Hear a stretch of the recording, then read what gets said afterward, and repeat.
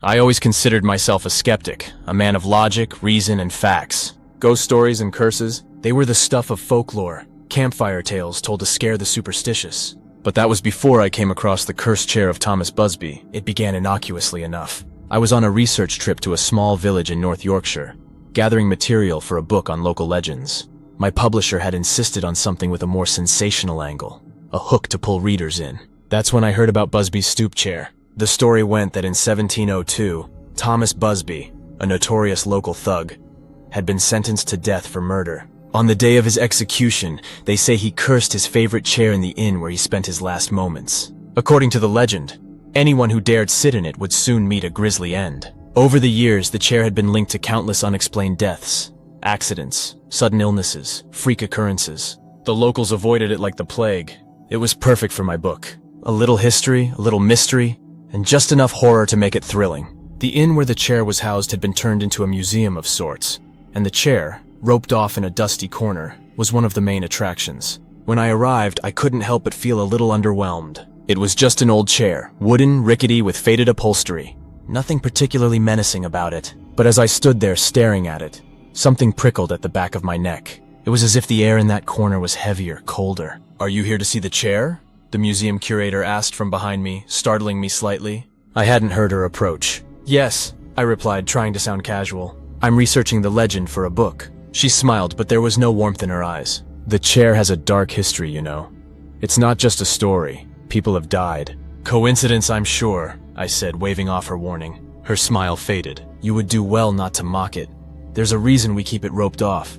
Just be careful." I thanked her and moved on, but her words lingered in my mind. It was only later, after I'd settled into my hotel room for the night, that the unease returned. I couldn't shake the image of the chair from my thoughts. It was silly, really. An old piece of furniture couldn't possibly harm anyone. And yet I found myself drawn back to the museum the next day. The curator wasn't there this time. The place was quiet, almost eerily so. Without thinking, I crossed the rope barrier and stood in front of the chair. My heart was racing, but I told myself it was just adrenaline. It was ridiculous to be afraid of a chair, right? Before I could stop myself, I sat down. For a moment, nothing happened. The room was still. Too still. I felt a chill run down my spine, and then a sharp pain shot through my chest. Gasping, I stood up quickly, clutching my chest, but the pain subsided just as fast as it had come. I laughed nervously, embarrassed by my reaction. Nothing was going to happen. The curse was just a story. But that night, as I lay in bed, trying to sleep, the shadows in the room seemed to move. I heard faint whispers, just beyond the edge of hearing, and every time I closed my eyes, I saw the chair. I tossed and turned, sleep eluding me, until finally, in the early hours of the morning, I managed to drift off. I dreamed of Busby. His face was twisted in anger, his eyes filled with hate. In the dream, he stood over me, watching, waiting. His hands were stained with blood, fresh, wet, dripping onto the floor. And then he smiled, a grin so cold it froze my blood. "You sat in my chair," he whispered, and I woke up with a start. Sweat drenched my sheets and my heart pounded in my chest. The room was dark, but something felt off. I turned on the bedside lamp, and that's when I saw it. On the floor next to the bed were muddy footprints, large, heavy, and unmistakably human. They led from the door to the side of my bed, and then stopped, as if whoever, or whatever, had made them was standing right beside me. But the door was locked. No one had come in. I didn't sleep the rest of the night. The next morning, I convinced myself it had been a prank. Someone at the museum, maybe the curator, trying to scare me. But deep down, I wasn't so sure. There was a part of me, a small terrified part, that believed something far more sinister was at work. I continued my research, but strange things started happening. Objects in my hotel room would move when I wasn't looking. Lights flickered, and the whispers, they were getting louder, clearer. Then people around me started to die. It began with the curator. She was found at the bottom of the museum's stairs, her neck broken. The police called it an accident, but I knew better. She had warned me, and now she was dead. After that, it was a fellow researcher, an old friend who had helped me gather materials for the book. He had been healthy, but one night, he simply didn't wake up. The doctors couldn't explain it. I tried to shake off the mounting dread, but it clung to me like a shadow. Everywhere I went, I felt watched, hunted, and always in the back of my mind was that damn chair. It wasn't until I returned home that things escalated. One night, as I sat in my study, poring over notes, the temperature in the room dropped suddenly. I could see my breath in the air. And then out of the corner of my eye, I saw it. A figure standing in the doorway. I turned quickly, but no one was there. That's when I heard it. A low, rasping voice, barely more than a whisper, coming from right behind me. "You sat in my chair." I spun around, but the room was empty. My heart raced and I stumbled out of the study, desperate to escape. But no matter where I went, the voice followed, growing louder, more insistent. You sat in my chair. Now I'm starting to wonder if I can escape at all. I tried to convince myself that the voice was in my head. Stress, lack of sleep, it could drive anyone to the edge of madness. But deep down, I knew better. Something had followed me home. The curse was real, and it was closing in. Days passed in a blur of restless nights and paranoia. I could hardly focus on my work. The manuscript for my book sat unfinished, abandoned. How could I write about something I couldn't even understand? All I knew was that people were dying because of me. Because of that cursed chair. The whispers never stopped. They lingered just behind me, like someone breathing down my neck. Sometimes they were soft, barely audible, but other times they were loud, insistent, taunting me. I caught glimpses of shadows moving where there should have been none, and the figure, the one I'd seen in my doorway that night, began to appear more frequently. Always watching, always waiting. Then the deaths started happening closer to home. My neighbor, Mrs. Harding, was the first. She was an elderly woman, sweet and frail, who lived alone in the house next door. One morning I noticed that her mail had been piling up. The mailbox, once tidy, was now overflowing. Concerned, I went over to check on her. Her front door was unlocked, which sent a chill down my spine. I knocked, called her name, but there was no answer. The house was eerily silent as I stepped inside, and then I found her, in her favorite armchair by the window, her knitting still in her hands. Her face was frozen in an expression of pure terror. The police said it was a heart attack. Natural causes, they claimed, but I knew better. I could see the faint outline of muddy footprints on the carpet, leading right up to where she sat. They weren't hers. After that, I tried to avoid everyone. I became a recluse, barely leaving my house, afraid that anyone I came into contact with would meet the same fate. My phone rang constantly. Friends, family, all worried about me, but I couldn't risk answering. I couldn't let the curse spread any further, but even in isolation, I wasn't safe. The whispers grew louder. The shadowy figure loomed closer, and the dreams, they became more vivid, more horrifying. Every night I saw Busby. He stood over me, his twisted face inches from mine. His breath reeked of decay, his eyes glowed with malice. Sometimes he would just stare, his cold grin never faltering. Other times, he would whisper terrible things, promises of pain, of suffering, of death. And every night I woke up with the same words echoing in my mind. You sat in my chair. One night as I lay in bed, too exhausted to sleep, I heard something. Something real. It was a faint creaking sound, like old wood shifting under weight. I sat up, heart pounding, and listened. The house was silent. And then I heard it again, closer this time. Creak! I swallowed hard, trying to calm the panic rising in my chest. It was just the house settling, I told myself. Old houses make noise. But then it came again, louder, unmistakable. Creak! It was coming from downstairs. I grabbed the baseball bat I kept by my bed and slowly made my way down the darkened hallway. The house felt colder than usual, and the shadows seemed to stretch longer, as if something was hiding just beyond the edge of the light. As I reached the top of the stairs, I froze. There, at the bottom, standing in the dim glow of the hallway light, was the chair. The chair from the museum. My breath caught in my throat. I knew it wasn't possible. It couldn't be here. But there it was, plain as day, sitting in my hallway like it had been there all along. And then the whisper came again, louder, more menacing. You sat in my chair. I stumbled back, nearly dropping the bat. The air around me felt thick, oppressive, as if the walls were closing in. I turned and ran back to my bedroom, slamming the door behind me, my heart racing in my chest. But the whispers followed. They surrounded me, filling the room, growing louder and louder until I thought my head would split open. And then, just as suddenly as they had started, they stopped. Silence. I didn't dare move. I stood there, bat in hand, staring at the door, waiting for something, anything, to happen. And then slowly the door creaked open. There was no one on the other side, just darkness. But the cold air that rushed in sent shivers down my spine. I knew then that I couldn't stay here. Not in this house. Not with this thing, this curse, haunting me. I needed help. I needed to find a way to break the curse before it killed me too. But as I packed a bag and prepared to leave, I couldn't shake the feeling that it was already too late. The curse had followed me home. And now it wasn't just after me. It was after everyone around me. I left the house that night, but as I drove away, I couldn't help but glance in the rearview mirror. And there, sitting in the back seat, was the chair. I slammed on the brakes, skidding to a stop on the side of the road. My heart pounded in my chest as I turned around, but the back seat was empty. I exhaled a shaky breath, trying to calm myself, but deep down I knew that it wasn't over.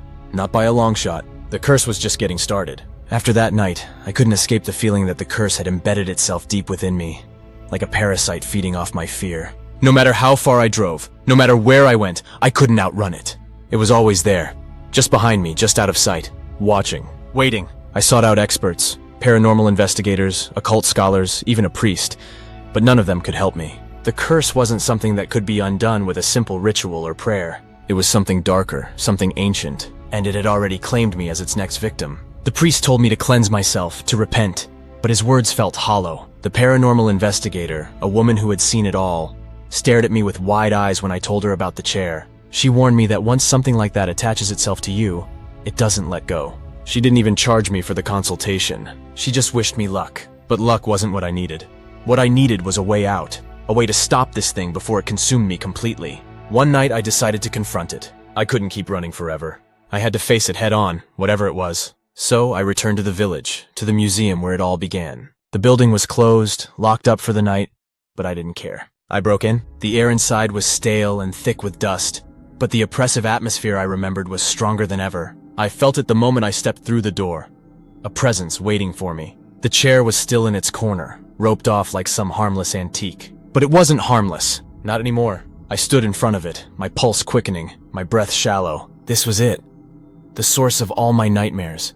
The thing that had taken so much from me. And now I was going to end it. "I know you're here," I whispered, my voice trembling in the darkness. "I know what you are, and I'm not afraid of you." But that was a lie. I was terrified. The room seemed to grow colder, the shadows longer, as if something was gathering strength. And then I heard it. The creak of wood. The sound of something shifting in the darkness. Slowly the chair began to move. My heart pounded in my chest as the chair dragged itself across the floor, inch by inch, until it was directly in front of me. I couldn't move, couldn't breathe. The air around me seemed to thicken, pressing in on me from all sides. Then a voice, low, raspy, and filled with malice, whispered in my ear, "Sit." I froze. The word echoed in my mind, repeating over and over again until it became a deafening roar. My body trembled with the urge to obey, to sit in the chair one last time, but I fought it, clenching my fists until my knuckles turned white. "I won't!" I hissed through gritted teeth. "You can't make me!" The chair creaked again, as if in response, and the whispers grew louder. They filled my head, drowning out everything else, until all I could hear was that one word, "Sit." But I refused. I backed away, determined not to give in, not to let it win. And then the whispers stopped. For a moment there was silence. And then the chair tipped over on its own, crashing to the floor with a deafening bang. I stumbled backward, my heart racing, but nothing else happened. The room was still. The oppressive weight in the air had lifted, and for the first time in days I felt a glimmer of hope. Maybe I had broken the curse, maybe standing up to it had been enough. But then I saw it. A figure, shadowy and indistinct, stood in the corner of the room, just beyond the fallen chair. It was tall and gaunt, its features obscured by the darkness, but I could feel its eyes on me, cold and unblinking. It wasn't Busby. No, this was something far worse. I couldn't move. My feet felt rooted to the spot as the figure slowly stepped forward, each movement deliberate, unnatural. And then it spoke, its voice a low growl that reverberated through the room. "You were never meant to survive." The words sent a shockwave of terror through me, and I finally found the strength to run. I bolted out of the museum, not daring to look back, and didn't stop until I reached my car. I fumbled with the keys, hands shaking, and tore out of the village as fast as I could. But even as I drove away, I knew it wasn't over. The curse had followed me once before, and now it was with me again.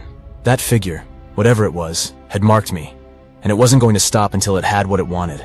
I returned to my hotel, exhausted and terrified, unsure of what to do next. I locked the door, pulled the curtains shut, and sat in the corner of the room, my eyes fixed on the door. I knew it was only a matter of time before it came for me. And then just as I began to drift off to sleep, I heard it. The creak of wood. Slowly I turned my head toward the bed, and there, sitting in the corner of the room, was the chair. It had found me again.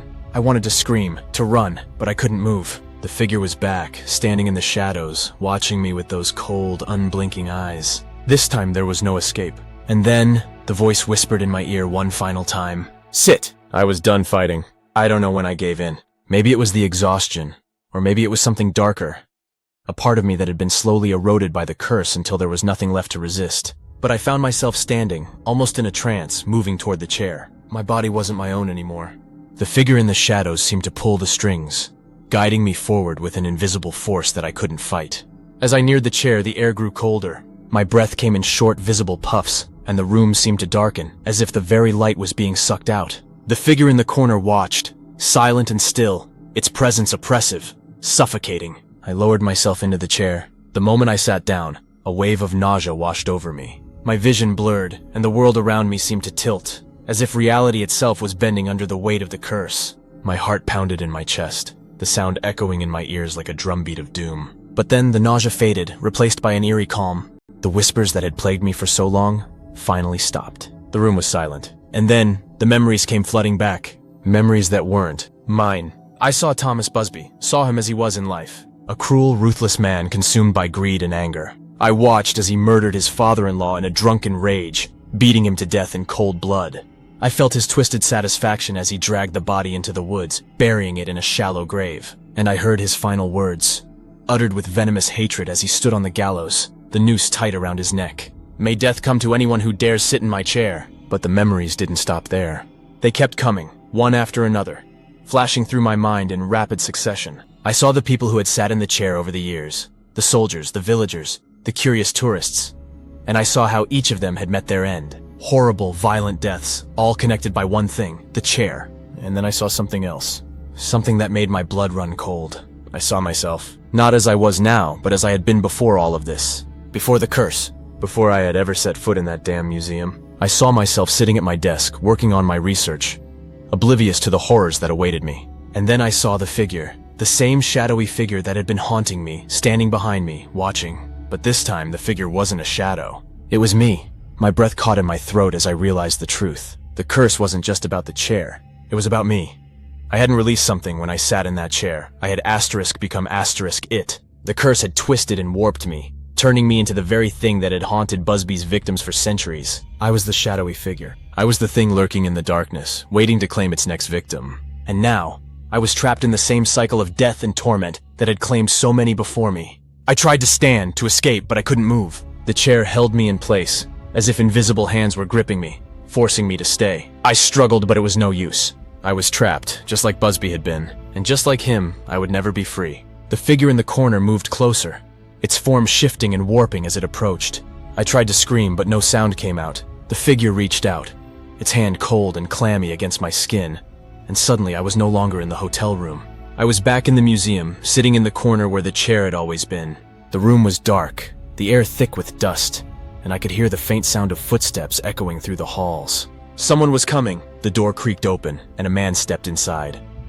A tourist by the looks of him, with a camera slung around his neck. He didn't see me. His eyes were fixed on the chair, roped off in the corner. My chair. He walked closer, oblivious to the danger, and I tried to warn him, tried to shout, but the words wouldn't come. He reached out, fingers brushing the rope, and I felt a surge of dread. I wanted to scream, to tell him to stop, but it was too late. He stepped over the rope, eyes wide with curiosity, and sat down in the chair. The moment he did, I felt it. A connection, a bond, something dark and twisted that tied me to him. The curse had found its next victim, and just like that, the cycle began again. As the man sat there, oblivious to what he had just unleashed, I felt myself fading, sinking deeper into the darkness. The whispers returned, louder and more insistent, filling my mind with their endless chant. Sit. And then just before everything went black, I saw it. The figure, the shadowy presence that had haunted me for so long, was no longer a stranger. It was the man in the chair, his face twisted into a cruel smile as he stood, leaving me behind to take his place. The curse had passed on, and now, I was the one trapped in the chair, waiting for the next poor soul to come along. The cycle would never end.